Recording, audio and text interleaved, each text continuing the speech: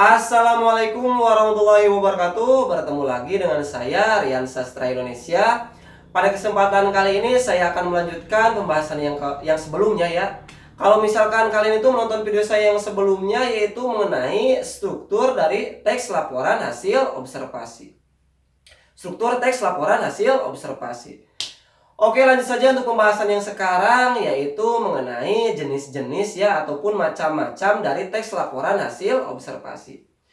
Oke, lanjut saja ke pembahasan untuk jenis atau macam dari teks laporan hasil observasi yang pertama, yaitu adalah teks laporan hasil observasi formal. Nah, teks laporan hasil observasi formal adalah teks laporan hasil observasi ya yang dijelaskan secara jelas dan rinci ya berdasarkan fakta yang sebenarnya mengenai suatu objek, baik itu benda ataupun peristiwa ataupun kejadian ya, ataupun mengenai sesuatu hal yang dijelaskan secara jelas dan rinci berdasarkan fakta yang sebenarnya hasil dari suatu penelitian ataupun pengamatan, dengan menggunakan dalam penulisannya itu menggunakan bahasa yang baik ya dan benar, juga menggunakan bahasa yang baku sesuai dengan kaidah kebahasaan bahasa Indonesia, dengan menggunakan format penulisannya yang baku, baik dan benar ya.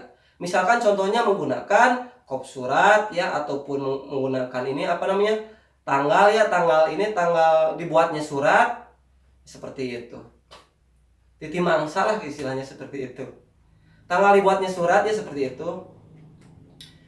Jadi karena bersifatnya resmi. Misalkan contohnya itu adalah apa namanya, surat bukan teks laporan hasil observasi.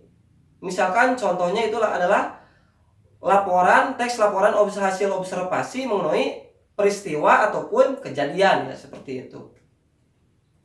Ataupun juga mengenai apa namanya, hasil dari suatu penelitian, misalkan mengenai obat dari virus corona, yaitu lembaga penelitian Indonesia, misalkan lembaga riset penelitian Indonesia, misalkan contohnya seperti itu, sedang meneliti dan menemukan misalkan untuk antivirus corona, misalkan seperti itu contohnya. Jadi menggunakan apa namanya, lembaga atau kop surat, misalkan lembaganya adalah Lembaga Riset Penelitian Indonesia, misalkan contohnya seperti itu. Jadi kop surat seperti itu. Karena bersifatnya resmi seperti itu.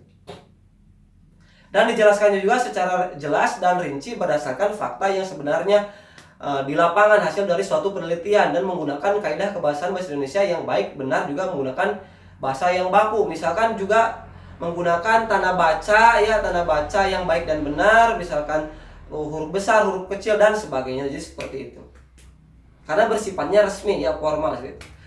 Nah, untuk yang kedua yaitu teks laporan hasil observasi non formal ya, teks laporan hasil observasi non formal.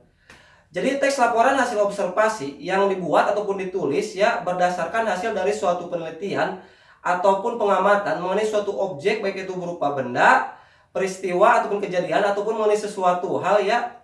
Namun ditulisnya itu atau dijelaskannya itu lebih sederhana ataupun lebih singkat kalau dilaporkannya ditulisnya itu, dan juga menggunakan bahasa yang populer di masyarakat ataupun bahasa yang umum digunakan di masyarakat.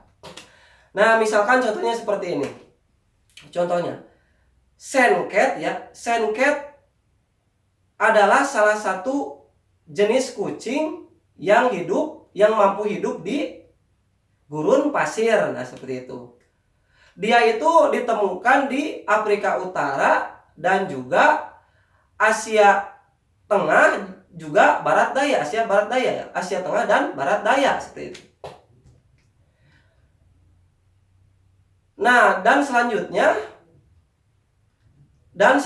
juga dia mempunyai bulu kaki yang besar ya, bulu kaki yang besar. Bukan yang besar, yang lebat. Bulu kaki yang lebat. Untuk menahannya dari cuaca panas ataupun dingin ya, seperti itu. Jadi untuk untuk terhindar dari cuaca panas dan dingin ya, seperti itu. Dan dia juga mempunyai telinga yang besar namun rendah ya, untuk menjaganya dari hembusan debu yang terkena angin di padang pasir biar tidak masuk ke dalam telinganya seperti itu. Dan dia juga aktif di siang hari ya pada musim dingin dan juga aktif di malam hari pada musim panas seperti itu. Dan dia juga untuk menghindari cuaca ekstrim, dia juga tinggal di di lubang ya, di lubang untuk menghindari cuaca ekstrim dari cuaca panas ataupun cuaca dingin ya. Seperti itu, cuaca ekstrim seperti itu. Kan di gurun pasir juga ada cuaca panas, ada cuaca ekstrim ya. Seperti itu. Ada cuaca panas dan cuaca dingin. Kalau dinginnya kan biasanya itu di malam hari ya, di malam hari itu. Kalau siang kan panas kalau di gurun. Seperti itu. Nah, contohnya seperti itu, contoh singkatnya, contoh simpelnya seperti itu. Jadi intinya mah untuk menghindari dari cuaca ekstrim ya, seperti itu. Tinggal di lubang seperti itu. Nah, jadi seperti itu contohnya. Jadi kalau ini kalau teks laporan hasil observasi non formal itu dijelaskannya itu secara singkat ya, secara singkat berdasarkan fakta yang sebenarnya dan menggunakan bahasa yang tidak formal, menggunakan bahasa yang populer digunakan di masyarakat ataupun yang umum digunakan di masyarakat. Jadi seperti itu. Oke, terima kasih telah menonton channel saya ini. Semoga bermanfaat. Jangan lupa like dan share channel saya ini untuk mendukung. Dan jangan lupa subscribe channel saya ini untuk mendukung saya ataupun memotivasi saya dalam membuat konten-konten pembelajaran lainnya. Khususnya pada pembelajaran kali ini yaitu pembelajaran kelas 7 SMP ya untuk bahasa Indonesia. Untuk pembelajaran selanjutnya nanti saya akan cantumkan linknya di deskripsi ya di bawah di sini. Oke, saya akhiri. Terima kasih. Wassalamualaikum warahmatullahi wabarakatuh. Terima kasih.